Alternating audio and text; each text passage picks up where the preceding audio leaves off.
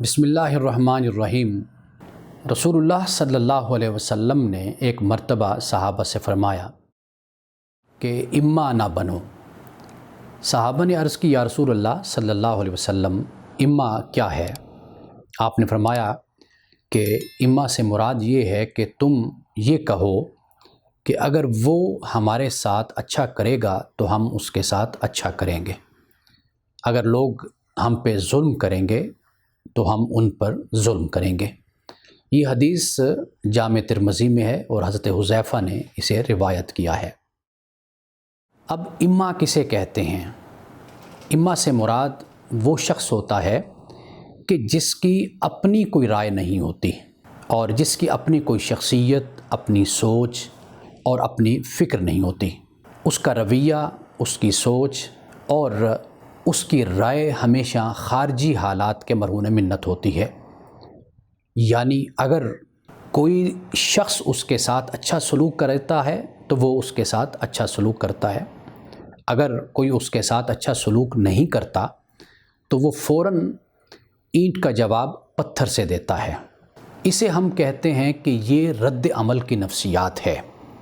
رسول اللہ صلی اللہ علیہ وسلم یہ چاہتے ہیں کہ مسلمان رد عمل کی نفسیات میں نہیں بلکہ عمل کی نفسیات میں رہے، اس لیے کہ عمل کی نفسیات در حقیقت ایمان اور شعور کی نفسیات ہے، ایمان اور شعور کی حالت ہے۔ یعنی اگر کوئی شخص حقیقت کو اور سچ کو قبول کرتا ہے، پھر وہ یہ نہیں دیکھتا کہ خارجی حالات کیسے ہیں، کیا مجھے اس مقام پر اس لیے اچھا بننا ہے کہ دوسرا شخص میرے ساتھ اچھا بن رہا ہے، کیا میں نے اس مقام پر بھلائی کا کام کرنا ہے، کیوں؟ اس لیے کہ دوسرا میرے ساتھ بھلائی کر رہا ہے؟ نہیں، بلکہ وہ حقیقت کو، وہ سچ کو قبول کرتا ہے اور اپنے باطن میں اتارتا ہے۔ تو ایسا شخص رد عمل کی نفسیات میں نہیں بلکہ عمل کی نفسیات میں جیتا ہے۔ رسول اللہ صلی اللہ علیہ وسلم نے اسی لیے مسلمانوں کو اس بات کی تلقین فرمائی ہے کہ اما نہیں بننا، اس لیے کہ اگر ایک مسلمان اما بنتا ہے یعنی وہ یہ دیکھتا ہے کہ دوسرا میرے ساتھ کیا رویہ رکھتا ہے تو وہ اس کے ساتھ اسی رویے کے مطابق ہی رویہ اختیار کرتا ہے، تو پھر گویا کہ اسے اس کے ایمان نے، اس کے اسلام نے، اس کے دین نے اس کو کوئی فائدہ نہیں دیا، اس کو تبدیل نہیں کیا، اس میں کوئی انقلاب اور کوئی تبدیلی رونما نہیں ہوئی۔ اس لیے کہ یہ تو بہت ہی آسان طریقہ ہوتا ہے کہ آپ اپنے آپ کو اسی کے مطابق ڈھال لیتے ہیں جو خارجی حالات اور ماحول آپ کو مہیا ہوتا ہے، جس طرح آپ کے ساتھ سلوک کیا جاتا ہے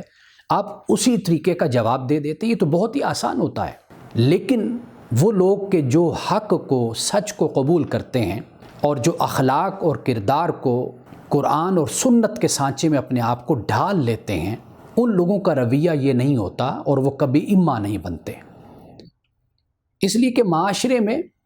ہر طرح کی برائی موجود ہوتی ہے اور اچھائی بھی موجود ہوتی ہے۔ انسان کا رویہ اور ایسے انسان کا رویہ کہ جو ایمان اور حقیقت کے ساتھ زندگی گزارتا ہے، اس کا رویہ باہر کے حالات کا محتاج نہیں ہوتا، بلکہ وہ یہ دیکھتا ہے کہ مجھے اللہ اور اس کے رسول کا حکم کیا ہے اور میرے رسول کی سیرت کیا ہے۔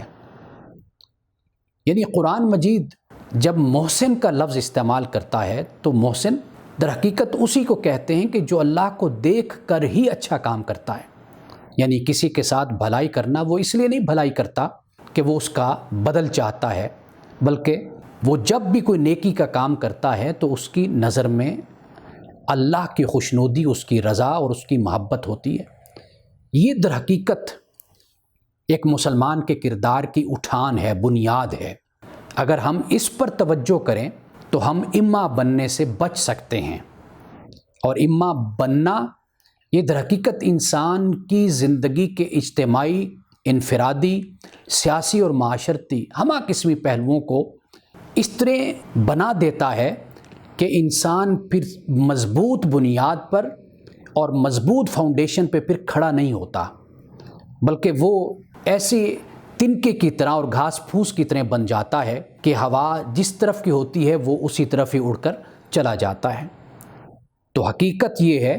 کہ رسول اللہ جب صحابہ سے یہ فرماتے ہیں، مسلمانوں سے یہ فرماتے ہیں کہ اما نہ بنو، تو اس سے مراد یہ ہے کہ نیکی کو پختگی کے ساتھ اپنے دل میں، اپنے قلب میں، اپنے باطن میں اتارو